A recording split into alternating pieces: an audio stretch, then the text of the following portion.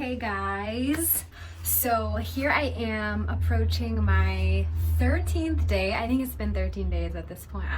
I don't even know, like I already lost track of the time. 13 days of mandatory self-quarantine. To be honest, it's been really fine. I've been having a blast, you know, just catching up on stuff. Like, I'm not being sarcastic. Like, I've been able to catch up on stuff. I've been able to teach online. I've just been able to vlog. I have lots and lots and lots of hobbies to keep me occupied, and I socialize enough in my travels that, you know, I need a little downtime every now and again. But like, I don't even really want to go outside tomorrow. Tomorrow's the final day, but I'm like, I feel like I won't remember how to walk, but like, I'm good. Like, I'm really chilling. I wanted to share this little vlog with you that I made while I was getting back home. So if you haven't already seen my other video, which I will link, basically I had a struggle, a big struggle. It wasn't just a struggle bus, it was like a struggle, like Boeing 747. Like, it was a big struggle to find somewhere to stay, and eventually I had to come back home to Romania. So there's that video. But now I want to share with you a little bit about how that whole journey going back home went and what happened. I hope you like my Tokyo shirt, fresh from Tokyo. Like, I'm not a poser. Like, this is actually from Tokyo. Like, I'm not a poser. Here is the rundown of what happened in my journey home. I had a flight from Tokyo, really empty airport, a lot of shops were closed, also because it was 10 p.m., but also because of coronavirus. They ask you how you are, you just have to say that you're fine when you're not really fine, but you just can't get into it because they would never understand. Where is everybody? This is Tokyo's airport. Let's go see if there are more people upstairs. Pretty much me and the crew, the staff, are the only people in this airport. Like, where is everybody? Look! There's nobody here but the people who work here. I mean, I know it's late, it's 10 o'clock, but there are some more flights left. Where is everybody? Let's see how many flights, how many people should be here. Okay, I guess not a lot. There's only 3 flights after 10, and these people are probably at their gate. Canceled. One to Kuala Lumpur. Yeah, Malaysia closed their borders as far as I know, so it's just Dubai. I wonder how many people will be on my plane. It should be a really big plane because it's a 12-hour flight. It's 12 hours. But I feel like it's only gonna be me and the flight attendants. And everything is closed. I mean, I understand shops usually close at a certain time, but the duty frees don't usually. Let's see what they say.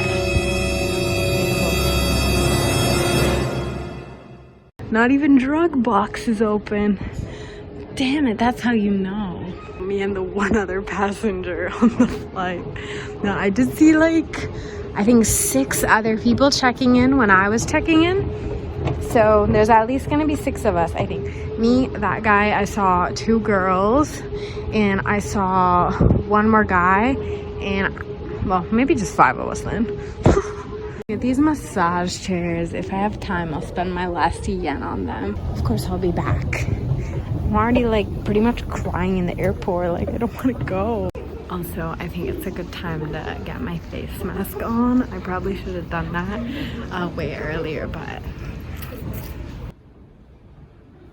we're almost at the gate. God, I wonder how many people will be here. We should try to make a guess. Boarding soon.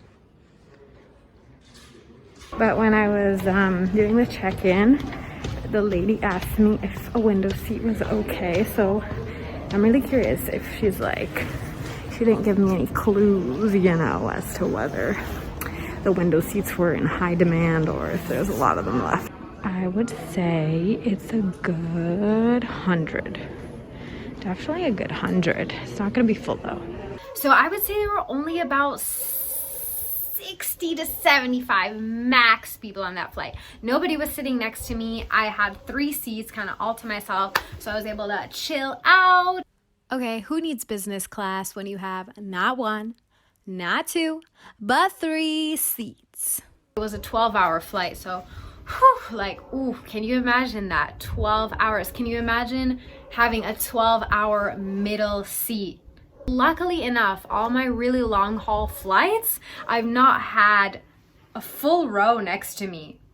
Like any flight I've taken that's been over 8 hours, I feel like nobody sat next to me, so I'm just lucky about that, I guess. I wasn't able to reserve a vegetarian meal because I only booked the flight 21 hours in advance, and you're supposed to get your meal reserved at 24 hours in advance of the flight, so that's okay. Then I show up in Dubai.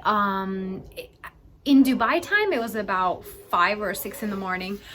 The airport was packed. Like, it was packed. There was the longest line I have ever seen in my entire life, maybe only comparable to JFK at the border check. Because I've been waiting in this line for like a half hour, come to realize that it's not the line I'm supposed to wait in, and I'm actually supposed to take a bus to my gate.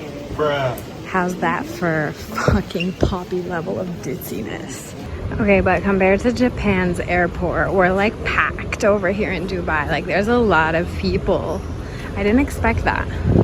So my next flight was from Dubai to Bucharest, the capital of Romania, Bucharest, and it was about I would say around 4 hours, a 4-hour flight.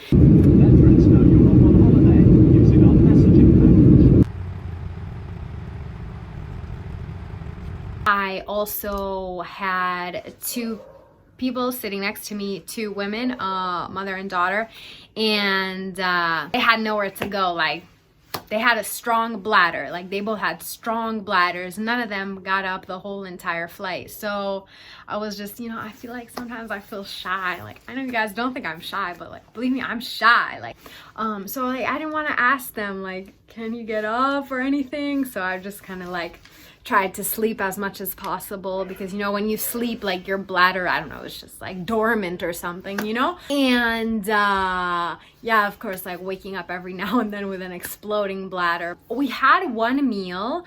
We had just some like little omelet and potatoes, a little breakfast thingy, but they didn't make it seem like it was included. The flight attendant who came over, he was like, he said something like, would you like any food?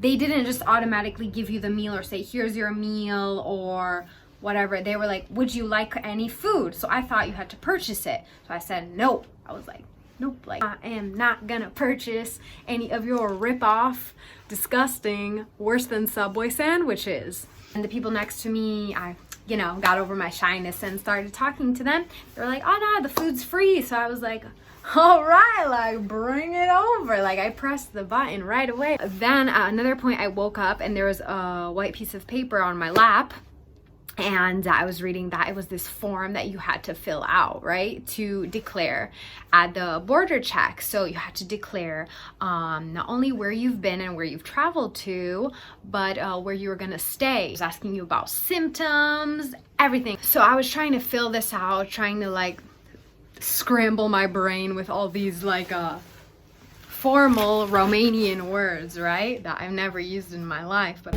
okay, my flight was actually super packed. There was, I don't even know if I saw 1 seat empty. Like, everyone's trying to get back home, pretty much. That's what I think.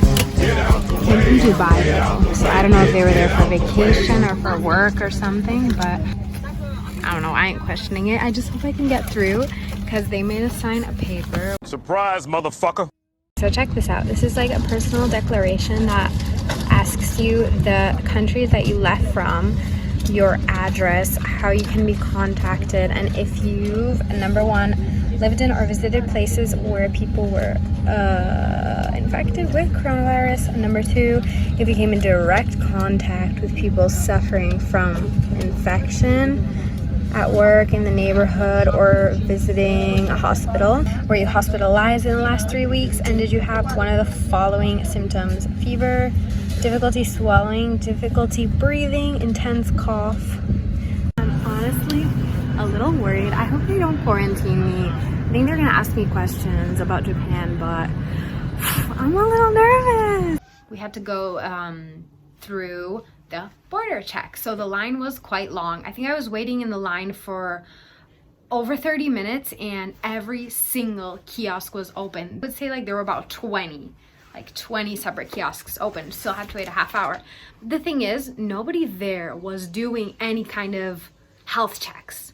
No one was taking your temperature, you know, no one was checking to see if you had any symptoms. There were no doctors present, no one you could declare your symptoms to. It was kind of just like, oh, you just show up, give them the paper, tell them where you've been, show them your passport, and like you're done. Like you could really lie about your symptoms or about where you've been, because a lot of Romanians, they travel using this card, this identification card, and it's not a passport, so it doesn't get stamped. It's a card like a driver's license would be, essentially. I was just thinking, imagine someone is coming from a city in northern Italy with many cases of coronavirus, right? And they can just say to the border patrol, like, oh, I came from this place or this place. They could just easily lie about it because anyways, even when you travel within the EU, there's no like stamp on your passport. There's nothing. A few moments later. Okay, made it with no problems. I was sweating my ass off. I was like, oh my god, they're gonna think I'm sick. I'm like sweating, I'm getting super red. What if I faint? Oh my god.